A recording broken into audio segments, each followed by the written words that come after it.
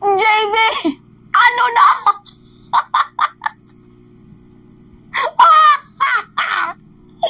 Alam nyo guys, medyo meron pong nakakatuwang kakapasok lang po na balita because meron pong pagbabago sa mga pumirma para dito sa objection para hindi makontempt itong si Pacquiao. So ngayon guys, si JB, ano na?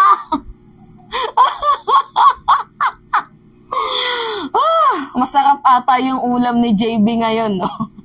Anyway, ito yung balita. JB withdraws signature on Robin's objection letter. So, sa madaling sabi, 'di ba, sa mga hindi nakakaalam, 5 na po ang nakalap na perma ni utol nating hudlom kasi kailangan nila ng 8 boto para nang hindi matuloy ang pagkontempt kay Pacquiao. So kabilang na nga dito, syempre si Robin, si Bongo, si Cynthia, si Amy, at itong si JB Ejercito.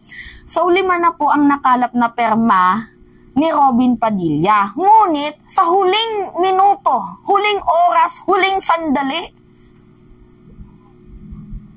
dinapuan ng magandang espiritu itong si Senator JB Ejercito.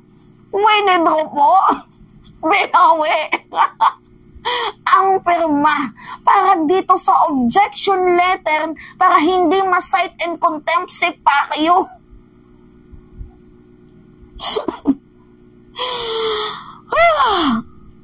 Basahin natin ha. Senate Deputy Minority Leader JB Ejercito withdraw signature after careful review of the facts, witness testimonies, and additional information, and such as the allegation of rape during the last committee hearing, I've decided to withdraw my signature today. Naku po! Robin Padilla is shaking. Alam nyo guys, in my own opinion, ako talaga ay nahiwagaan dito kay Senator JB Ejercito. Actually, nung nalaman ko na isa sa mga pumirma itong si JB Ejercito, syempre, nagalit ako. 'Di ba? Ay nalungkot at na-disappoint sa kabilang banda. Sabi ko, hindi ka na talaga makakaulit. Gumanon pa ako sa sarili ko. Kasi guys, ang double standard niya, no, napaka-hypocrite niya sa part na sinabi niya sa balita na dapat itong si Pacquiao ay dumalo sa Senate hearing. Ito nga guys, oh, yung video. Panood ko sa inyo ha. Kung saan sinabi niya na itong si Pacquiao dapat dumalo para matapos na daw tong eksenang ganap na to. Panoodin nyo. Para matapos na rin siguro. Baka magandang umarap na rin. Pero I'm not, mahirap kasi maganda lang talaga marinig both sides, no? Siguro I'm hoping that si Pastor could already clear his side. So unfair din naman kung isang side lang ang naririnig. So again, I think yung naman ni Presidente is for Pastor Kibuloy to be able to give his side, para naman hindi one-sided yung pong hearings. Okay. Yan yung sabi ni Senator JB Ejercito bago mangyari nung March 5 yung Senate hearing kay Risa Ontiveros sa Committee on Women's, Children, Family Relation, and Gender Equality. So, sabi nga ni JB Ejercito, dapat umattend ka. Hindi naman sa kinakampihan niya yung mga biktima or si Pacquiao. Actually nga, pinuri ko pa nga itong si Senator JB Ejercito dahil, napaka-fair niya sa part na yun na para marinig naman yung side ni Pacquiao. Kasi hanggat side lang ng mga biktima, parang nagiging one-sided lang tayo, which is true naman. 'Di ba? Na side lang ng mga biktimang naririnig natin, pero sa kabilang banda kapag hindi umattend si Pacquiao, ang kinalalbasan kasi nito guys, yung mukhaan nitong pangyayari nito is admission of guilt. Actually, napahanga ako kay Senator JB Ejercito doon pa lang sa punto na para malaman natin, matimbang natin yung side, para marinig natin both side. So may pagsigunda siya sa naging desisyon din ng ating presidente na dapat itong si Pacquiao dumalo sa Senate at sa committee. So ngayon guys, sabi ko, kasi 'di ba, nakalista siya sa miyembro ng Committee on Women's, Children, Family Relation and Gender Equality. So iniisip ko na wag na natin isali sa list itong si JB Ejercito kasi hindi to talaga pipirma para sa objection letter. Kasi although kahit hindi naman guys umattend itong mga senador na to, 'di ba si Cynthia, si Amy, si Raffy, si Grace po, si Nancy Binay, si Lauren Legarda, si Rapi Tulfo. Basta ano yan sila? Coco Pimentel. Ano yan sila guys? 14 or 13 if I'm not mistaken. So kahit hindi man po sila umattend, meron po silang rights para i-object itong contempt order dito kay Pacquiao. So kinakailangan nila guys ng 8 boto. So ngayon sabi ko sa aking isip, siguro si Cynthia pati yung mag-ina, feel ko na ano na to, kay Pacquiao na yung side. Si Amy and si Grace po, kala ko nga din sa side ni Pacquiao si Nancy Binay. Pero sa kabilang banda, si Nancy hindi pa naman po pumipirma.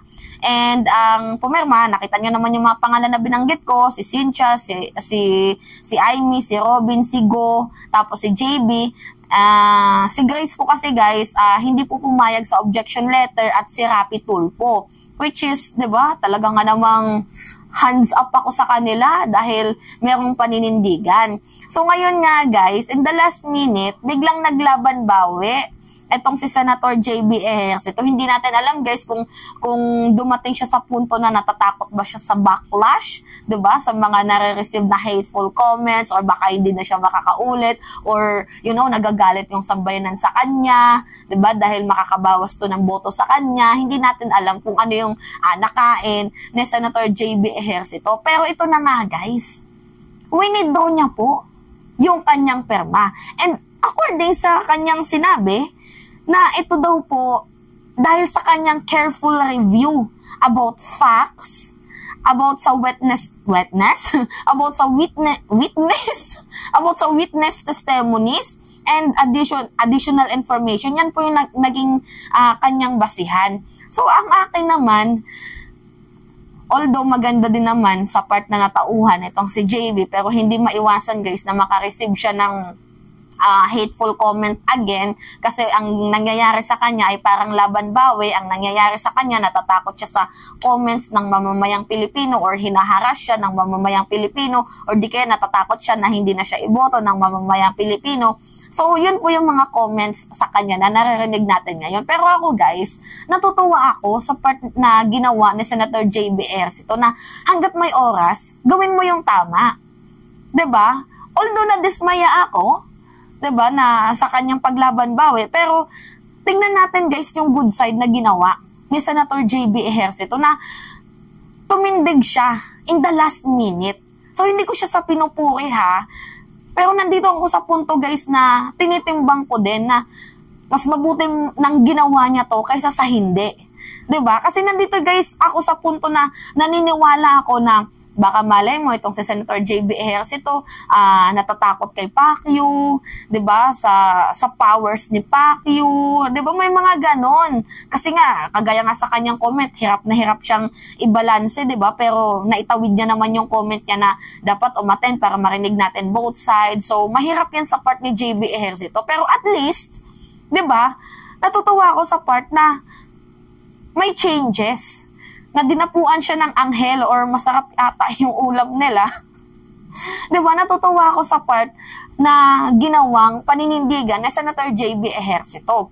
So, pakiusap ko sa inyo guys, na sana, diba, yung mga mga mamamayang Pilipino or mga viewers na nakakapanood sa atin dyan, huwag nyo nang i-bash itong si Senator JB Ejercito. Although nagkamali ang isang tao, pero yung pagkakamali niya naman na ginawa ay ginawa niya naman din ng paraan para maituwid at maging tama. So, huwag na po natin siyang i-bash. So, nakikiusap ako sa inyo sa halip, magpasalamat na lang tayo, 'di ba? Instead na i-bash natin na naglaban bawi, natakot sa backlash, instead na i-bash natin siya, pasalamatan na lang natin kasi nang dahil sa kanyang careful review, testimonies, 'di ba? And additional information and sa mga allegation, 'di ba?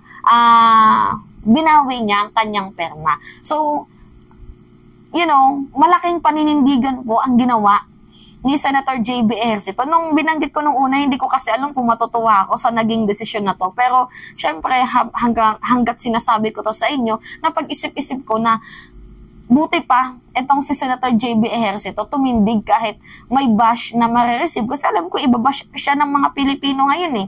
Kasi nung binasa ko tong balita na to, ang daming nag-comment na, of course, kaya yan, kasi aware siya sa backlash, aware siya sa sa hates, 'di ba, ng mamamayang Pilipino, lalo pat madaming mga Pilipino ang gustong ipa-contempt itong si Pacquiao para naman ang magpakita doon sa sa Senate.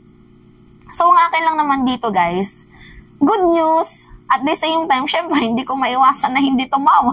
Kasi, 'di ba, sana bago pumirma, pinag-isipan muna. So, yun lang naman yung akin dito. Pero anyway, in this whole content, napahanga ako ni JB Ejercito. At the same time, natatawa ako sa kanya. Yun lang. So, yun po yung update ngayon, guys, na meron pong pagbawi itong si JV para ho sa objection letter na hindi maipakontempt, diba, itong si Pacquiao. So anyway, it's me again, guys, si Mima Alicia Nyot, nagbabalik ulit para sa ating panibagong video.